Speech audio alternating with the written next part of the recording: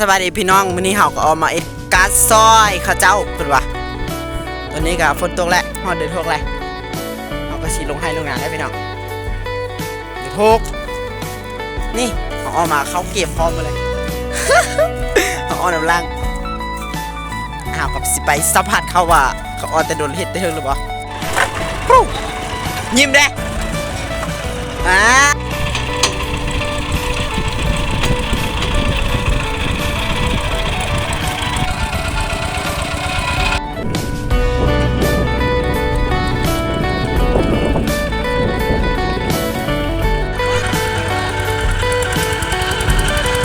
พี่น้องเย็บ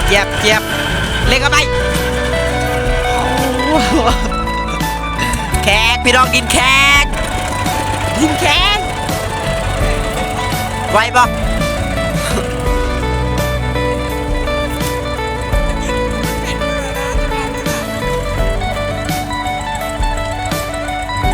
โอ้โคตรแข็ง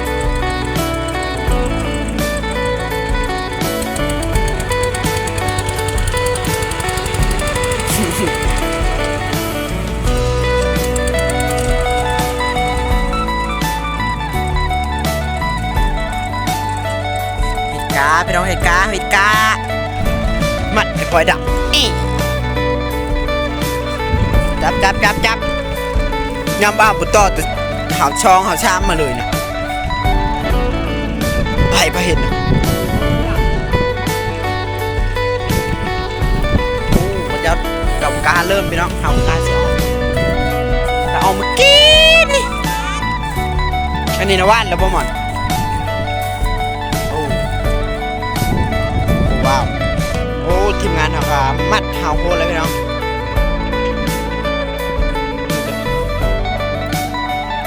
ระดับเสียนกูละยิงไปบรรยากาศทุ่งไร่ทุ่งนาคนบนโต๊ะข้าโต๊ะเมื่อคืนนี้ ตื่นมาตอนเช้าเข้ากับอีกาเลยแต่มึงจะเจ๊ไปไหนบ่อับ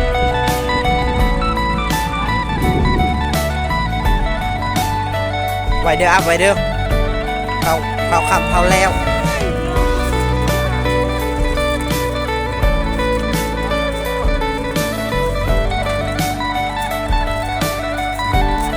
ตื่นดีกว่าโอ้พี่น้องมาเด้อเหตุการณ์เด้อนี่พี่น้องหลังจากเขาไทยแล้วเขาก็สิมาขาดถึงมาเราก็สิเป็ดแล้วเพิ่นว่าเมื่อยแล้วดินฮอนมันแห้งแล้งแล้วทางนี้พี่น้องว่าเป็น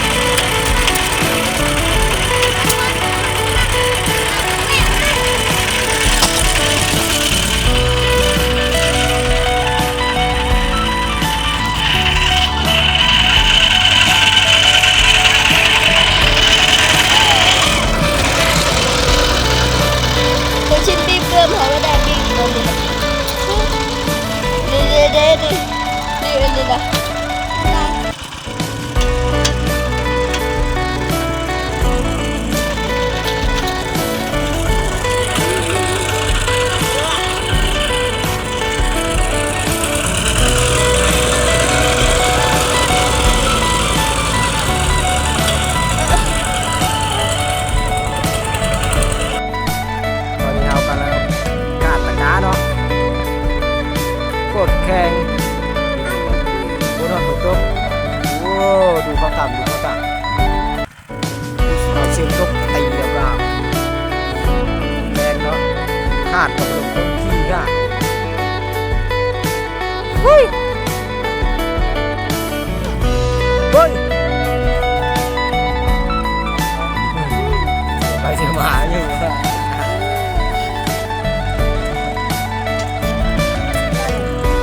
เลข 2เลยเลข 2เลย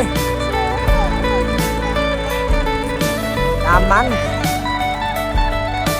เอาไอ้ดีเลยมันนึงได้ไหวทัดทานมาเลย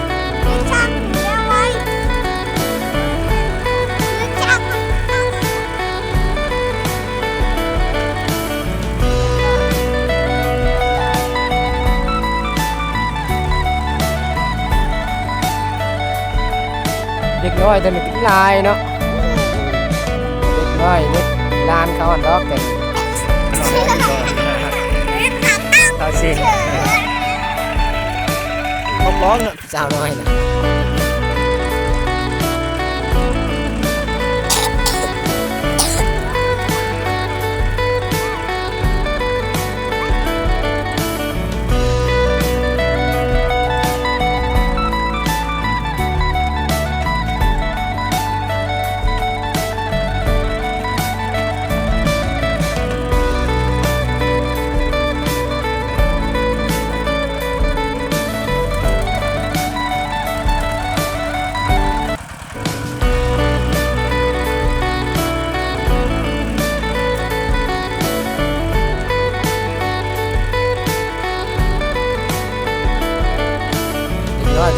เป็นการตับก้อนดินแล้ว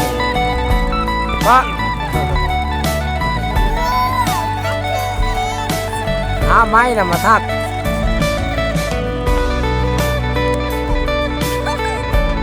ใส่มุกไปไหมตับปีนว่าหรือว่าไม่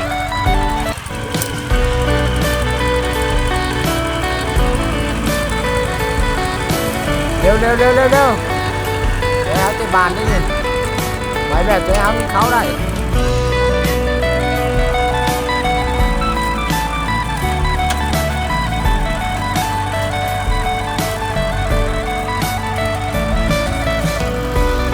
ทับเด็กน้อยครับแหงง่อย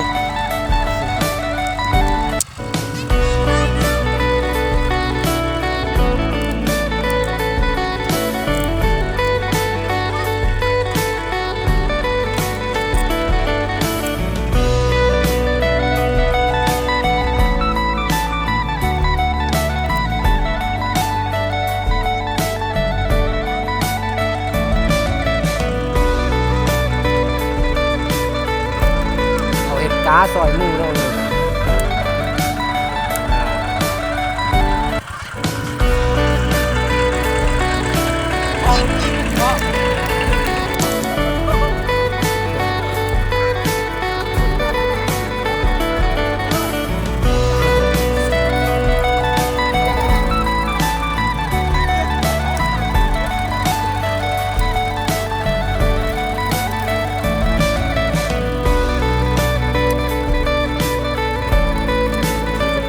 เนาะแพงนะขาดกับโลกคนกับบ่ตกเลยพี่น้องเอ้ย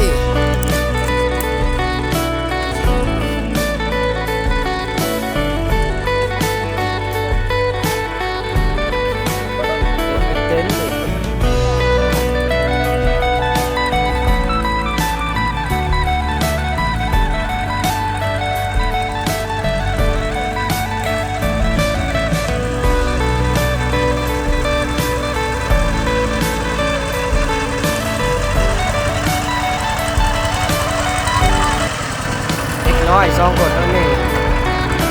เราก็มักโหมดแน่เนาะ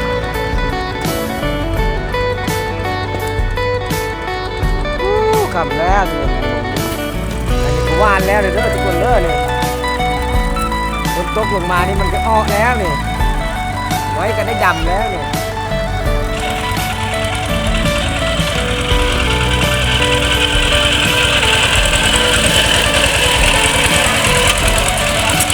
ฮะ ไว้อยู่บ่เด็กน้อยไว้อยู่บ่ก็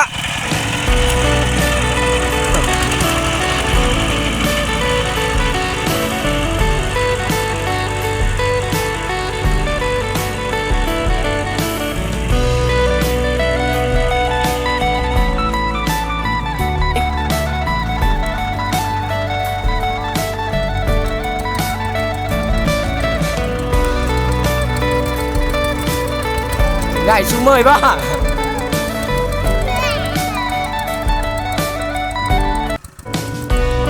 วันแม่ที่นะ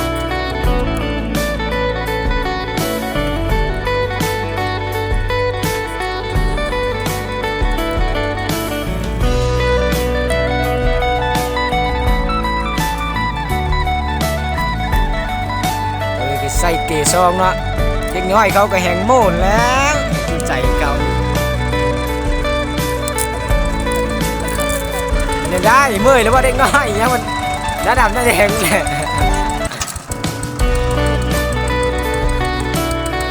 เขามาลงน้ำกี่โลดไม่ใช่หยอมเดียวแล้วนี่ก็มีแต่ทีมงานเนาะงานพัดโอวอลแล้วก้อยเอาขึ้นไปเอาขึ้นไป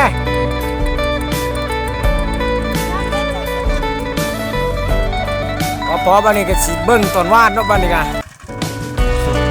พี่มาพี่กับคักนำยืนนี่ได้จิตใจนะโมดบ่โมดเลยชนะนี่โอเคเด้อแอบฟ้องด้วยนะเด้อวิธีวาดกองวัดกาเด้อ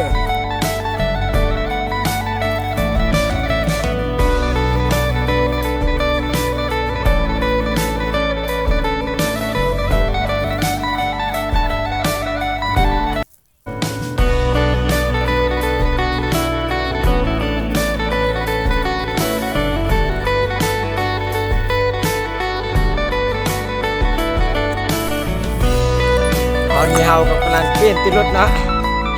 เปลี่ยนติดรถแบบบ้านๆเนาะทุกคนต้องซองกดจับได้เป็นเดียวเป็นเหล่าซองกดตามตอนนั้นเปลี่ยนติดรถซองกดเดี๋ยวถึงยอแล้วอยู่มันว่ามันโชคนะ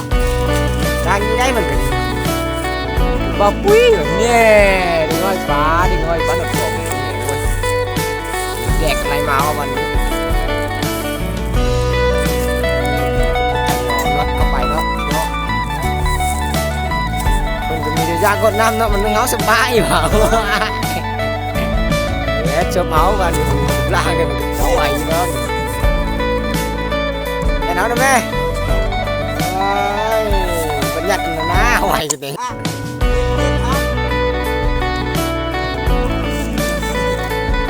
ใส่น้ำลายนะเอาไว้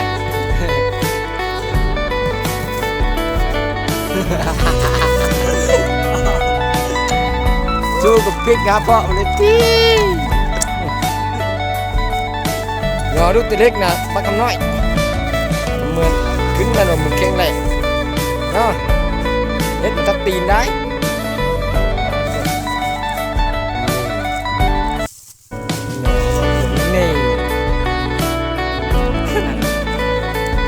ไงแกมทับปีกแตกก็ยังได้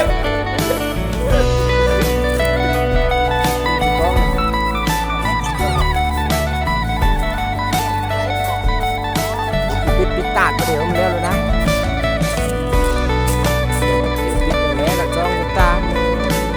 จ้องตามแล้วเรียบร้อยเปลี่ยนปีเรียบร้อยอยู่กันกับตัวนั้นดีมันไหม้ว่ะต้องมีคนเดียว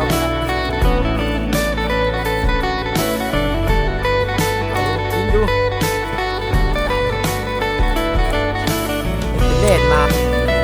ปั๊มแบบเดียวแล้วปั๊ม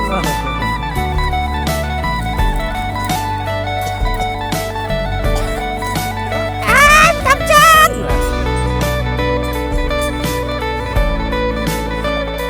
บอกคนซ้อมไว้เพิ่นก็จะไปใช้นาเท้าบนเนาะบรรยามไปหุ่นนี่ค่ะคุณนะ ซอยเจ้ามึง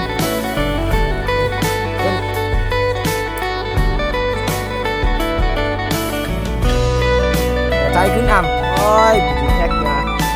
โอ้ยรอขึ้นโลด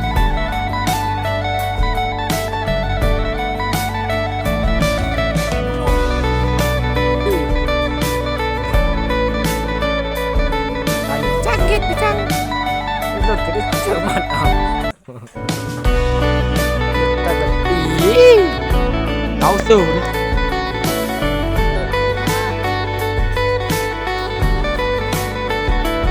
วันนี้ก็จบคลิปไปก่อนเด้อพี่น้องเอาบ้านก่อนวันนี้ลาคลิปไปไป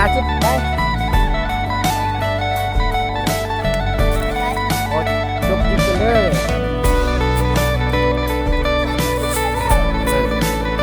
บายเนี่ยมึงเห็นนี่ก็ลาคลิปไปก่อนเด้อทุกคนวันนี้เจอกันคลิปหน้าบ๊ายบาย